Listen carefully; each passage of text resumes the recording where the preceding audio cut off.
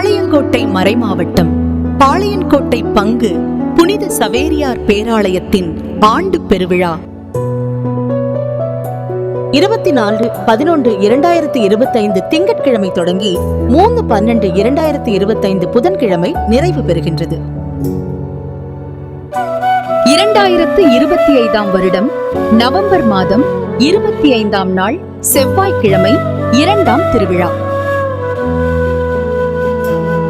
காலை 6 மணிக்கு நவநாள் திருப்பலி. வழிநடத்துபவர் பாளைமறை மாவட்ட திட்ட அலுவலர் அருத்தந்தை ஜேக்கப் அமல பிரணீத். மாலை 6 மணிக்கு நவநாள் திருப்பலி.